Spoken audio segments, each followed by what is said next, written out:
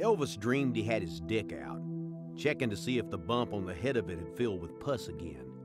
If it had, he was going to name the bump Priscilla after his ex-wife and busted by jacking off.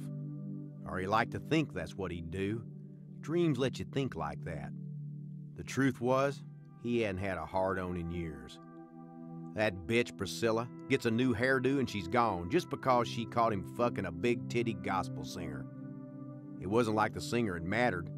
Priscilla ought to have understood that. So what was with her making a big deal out of it? Was it because she couldn't hit a high note same and as good as the singer when she came? When had that happened anyway? Priscilla leaving? Yesterday? Last year? 10 years ago? Oh God, it came to him instantly as he slipped out of sleep like a soft turd squeezed free of a loose asshole. For he could hardly think of himself or life in any context other than sewage, since so often he was too tired to do anything other than let it all fly in his sleep. Wake up in an ocean of piss or shit, waiting for the nurses or the aides to come in and wipe his ass. But now it came to him. Suddenly he realized it had been years ago that he had supposedly died, and longer years than that since Priscilla left. And how old was she anyway? 65? 70? And how old was he? Christ, he was almost convinced he was too old to be alive and had to be dead. But he wasn't convinced enough, unfortunately.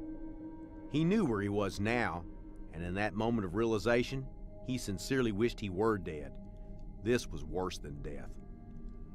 From across the room, his roommate, Bull Thomas, bellowed and coughed and moaned and fell back into painful sleep, the cancer gnawing at his insides like a rat plugged up inside a watermelon. Bull's bellow of pain and anger and indignation at growing old and disease was the only thing bullish about him now, though Elvis had seen photographs of him when he was younger, and Bull had been very bullish indeed. Thick-chested, slab-faced, and tall. Probably thought he'd live forever and happily, a boozing, pill-popping, swinging dick until the end of time. Now Bull was shrunk down, was little more than a wrinkled sheet-white husk that throbbed with occasional pulses of blood while the carcinoma fed. Elvis took hold of the bed's lift button, eased himself upright. He glanced at Bull. Bull was breathing heavily and his bony knees rose up and down like he was pedaling a bicycle.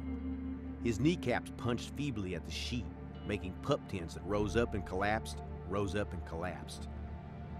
Elvis looked down at the sheet stretched over his own bony knees. He thought, my God, how long have I been here? Am I really awake now? Or am I dreaming I'm awake? How can my plans have gone so wrong? When are they going to serve lunch? And considering what they serve, why do I care? And if Priscilla discovered I was alive, would she come see me? Would she want to see me? And would we still want to fuck? Or will we have to merely talk about it? Is there finally and really anything to life other than food and shit and sex? Elvis pushed the sheet down to do what he had done in the dream. He pulled up his gown, leaned forward, and examined his dick. It was wrinkled and small. It didn't look like something that had dive-bombed movie starlet pussies or filled their mouths like a big zucchini or pumped forth a load of sperm frothy as cake icing. The healthiest thing about his pecker was the big red bump with the black ring around it and the pus-filled white center.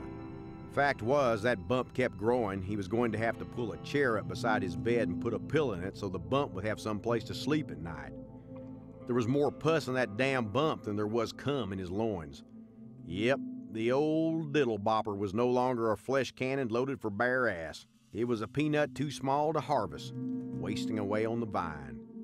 His nuts were a couple of darkening, about to rot grapes too limp to produce juice for life's wine. His legs were stick and paper things with overlarge, vein-swollen feet on the ends.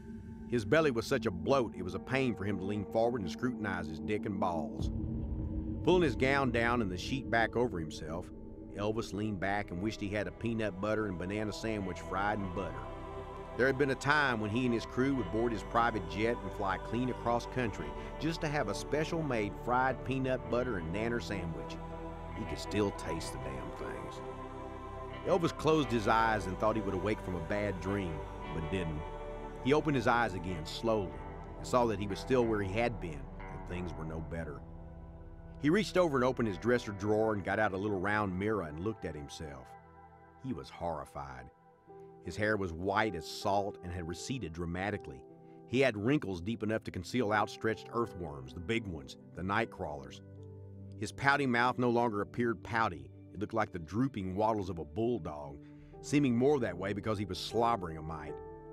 He dragged his tired tongue across his lips to daub the slobber, revealed to himself in the mirror that he was missing a lot of teeth. God damn it. How had he gone from the king of rock and roll to this? An old guy in a rest home in East Texas with a growth on his dick. And what was that growth? Cancer? No one was talking. No one seemed to know. Perhaps the bump was a manifestation of the mistakes of his life, so many of them made with his dick. He considered on that. Did he ask himself this question every day or just now and then? Time sort of ran together when the last moment and the immediate moment and the moment forthcoming were all alike. Shit, when was lunchtime? Had he slept through it?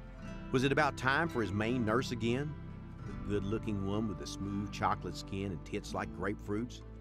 The one who came in and sponge-bathed him and held his pitiful little pecker in her gloved hands and put salve on his canker with all the enthusiasm of a mechanic oiling a defective part? He hoped not. That was the worst of it. A doll like that handling him without warmth or emotion. 20 years ago, just 20, he could have made with a curled lip smile and had her eaten out of his asshole. Where had his youth gone? Why hadn't fame sustained old age and death? And why had he left his fame in the first place? And did he want it back? And could he have it back? And if he could, would it make any difference?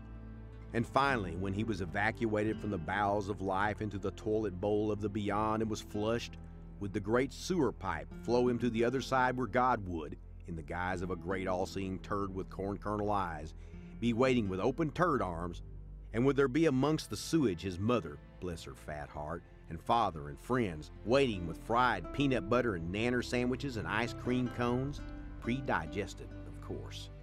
He was reflecting on this, pondering the afterlife, when Bull gave out with a hell of a scream, pushed his eyes damn near out of his head, arched his back, grease-farted like a blast from Gabriel's trumpet, and checked his tired old soul out of the Mud Creek Shady Rest convalescence home, flushed it on out and across the great shitty beyond.